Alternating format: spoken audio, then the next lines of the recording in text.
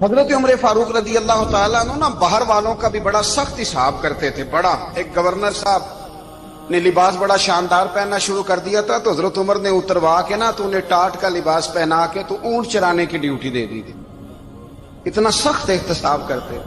کسائی کی دکان پر بھی 1-2 گھنٹے کھڑے ہوتے تھے. جو آدمی مسلسل 2 دن گوشت خریدتا تھا نا فرماتے تھے اس کا ٹیکس بڑھا دو, لوگوں کو دال نہیں مل رہی اور یہ روز گوشت کھاتا ہے. حضرت فاروق اعظم اس کو جزیہ کہا جاتا تھا یا کچھ اور معاملات ہوتے تھے بڑھا دیتے تھے. مسلسل جو 2 دن آدمی گوشت کھاتا تھا فرماتے تھے مدینے میں غربت ہے, اگر یہ والا نظام تم کرو گے تو غریب لوگ کس کی طرف دیکھیں گے. لیکن اس سے زیادہ بڑھ کر جو ان کی زندگی کا معیار اور سٹیٹس تھا وہ یہ تھا کہ اپنے گھر کا خاص خیال رکھتے, خاص توجہ کرتے. ملک شام سے اور ایران سے کچھ لوگ آپ کی خدمت میں آئے تو وہاں سے کچھ کنیزیں بھی آئیں. ان کے بادشاہ پیغام لے کے شاہ ایران کی کنیز کو ملکہ نے کہا کہ نا حضرت عمر کی زوجہ کو دیکھ کے آنا ذرا کس طرح کی ہے. ہمارے ملک میں کیا کہتے ہیں خاتون اول, جی خاتون, باقی سارے دووں میں خاتون اول, ذرا خاتون اول کو دیکھ کے آنا.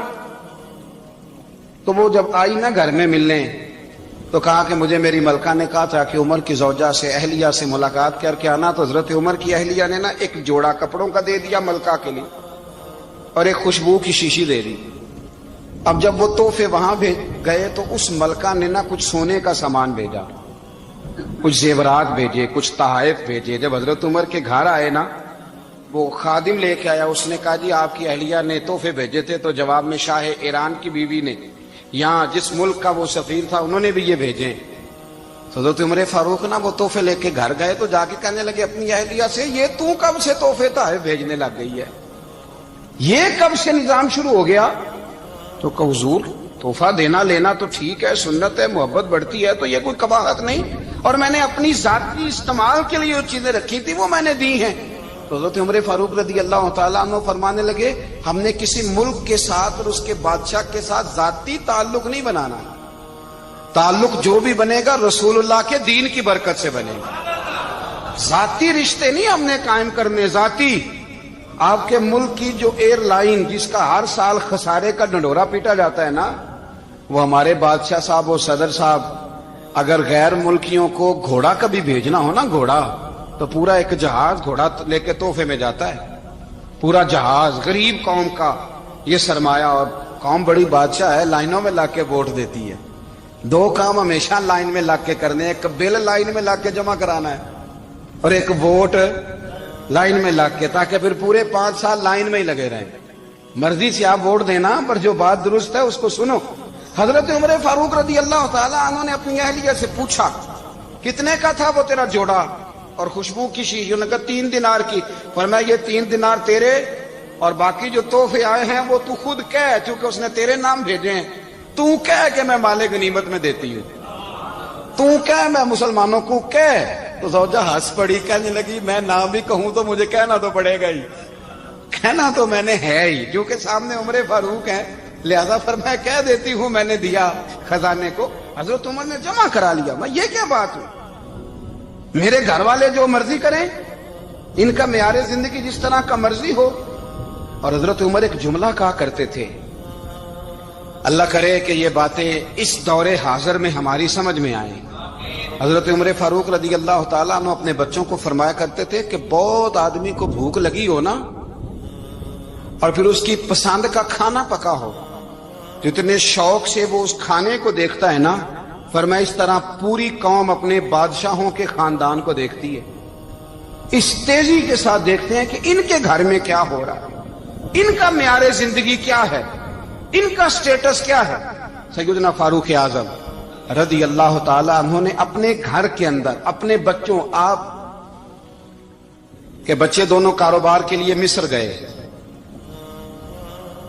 تو وہاں کے گورنر صاحب نے لوگوں سے, ایک بہت بڑا قافلہ گیا مدینے سے مصر تجارت کے لیے, جاتے ہیں نا آج بھی قافلے کئی ملکوں میں, تو یہ گئے تجارت کے لیے. تو حضرت عبداللہ ابن عمر اور حضرت عبید اللہ ابن عمر, حضرت عمر کے دونوں بیٹے گئے. جناب عمر فاروق کے بچے جب وہاں پہنچے تو مصر کے گورنر نے نا لوگوں کو تعارف کرایا کہ یہ عمر فاروق کے بیٹے ہیں. ये हजरत है, ये चौधरी के बेटे को कौन बताता है कि तू चौधरी का बेटा है? बाहर वाले बताते हैं, घर वाले जी। और सेठ साहब के बेटे को कौन बताता है कि तू सेठ साहब का बेटा है? और मालिक को कौन बताता है कि तू मालिक का बेटा है और ये किराएदार है? ये कौन बताता है? ये सोच हम देते हैं बच्चों को। चौधरी और कम्मी की सोच, अमीर और गरीब की सोच, मालिक और किराएदार की सोच, घर के मालिक की और काम करने वाले की सोच, ये हम देते हैं। याद रखना, ये हम देते हैं, ये हमारा मिजाज है, ये बाहर से नहीं आती। तू कोई शहजादा है, तू सेठ है, तू नवाब है, ये सोच बाहर से नहीं आती। ये अम्मा सोच देती है, अम्मा, ये अब्बा सोच देता है। और फिर जब तबाही उतरती है तो उसके जिम्मेदार भी बाहर वाले नहीं होते, घर वाले होते हैं, घर वाले। हमारे बच्चों की तबीयतों पर ज्यादा नक्श बाहर वालों का नहीं होता, घर वालों का होता है, याद रखिएगा। हजरत उमर फारूक रजी अल्लाह, बच्चे हैं, शहजादे हैं, वो कारोबार करने गए और वहां लोगों ने बताया गवर्नर साहब ने कि ये फारूक आजम के बच्चे अमीरुल मोमिनीन के। लोगों ने उनसे ज्यादा माल खरीदा, तिजारत में ज्यादा नफा हुआ। जाहिर है कि वो आपके जो अल्लाह खैर करे हुक्मरान है, उनके कारोबार कितने मुल्कों में है, किस बुनियाद पर है? वो सिर्फ इस बुनियाद पर कि वो हुक्मरान रहे, उनके लिए आसान था बड़े लोगों से ताल्लुकात बनाना। हजरत उमर फारूक रदी अल्लाह तआला अन्हु के बच्चे ढेरों माल कमा के जब वापस आए ना, तो हजरत उमर से आके बच्चों ने बतौर मोहब्बत का, अब्बा जी अल्लाह ने बड़ा ही फजल किया है, बड़ा माल कमाया अल्हम्दुलिल्लाह, ये देखें कितना नवाजा है। तो हजरत उमर कहने लगे सारे काफिले ने इतना ही कमाया, सारे काफिले ने इतना ही कमाया? तो हुजूर नहीं, सारे काफिले ने इतना नहीं कमाया, सबको इतना नहीं मिला। वो तो वहां गवर्नर साहब ने लोगों को तारुफ कराया था कि ये उमर के बच्चे हैं, तो लोगों ने फिर हमसे बड़ा ही खरीदा। तो हजरत उमर फरमाने लगे ठीक हो गया, मैं बात समझ गया, इस तरह करो, जो तुम्हारी असल जर थी ना, जो राज थी, वो रख लो और बाकी सारा माल माले खजाना में जमा करा दो।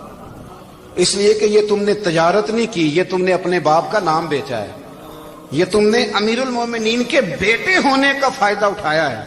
फरमाया ये तुम्हारा नहीं हक, ये मुसलमानों का है, इसलिए कि ये माल तुमने मेहनत से नहीं कमाया, ये बाप की कुर्सी का फायदा उठाया है। और फरमाया अगर तुमने माल जमा ना कराया तो मैं माल भी ले लूंगा जबरदस्ती और कोड़े भी मारूंगा, डबल सजा दूंगा, मर्जी से जमा कराओगे तो कोड़ों से बच जाओगे।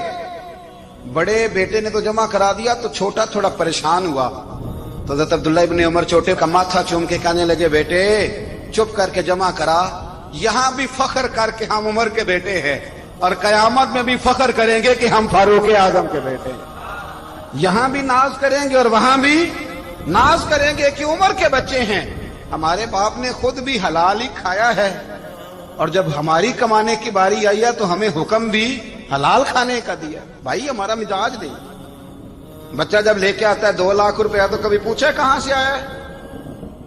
जब वो पहले दिन गलत दोस्तों के पास जाके बैठता है तो कभी निकाला है घर से उसे? ये बहुत सारे खमियाजे हमें इसलिए भुगतने पड़ते हैं कि हम इब्तदा में सुराख बंद नहीं करते। जब उसमें शिगाफ पड़ जाता है, सैलाब आता है, तो हमें होश आती है। हजरत उमर ने अपने घर में निगरानी रखी, कड़ी निगरानी।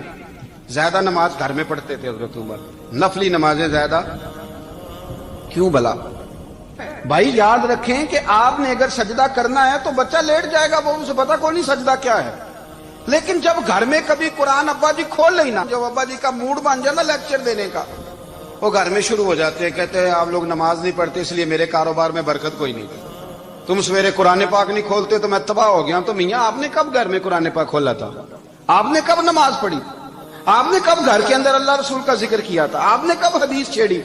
आपने भी तो घर के अंदर जब भी आप आए हैं तो आपने वही कुछ किया जो दुनियादार करते हैं। आप भी तो अपना मोबाइल लेके अलग कोने में बैठ गए। आपने भी तो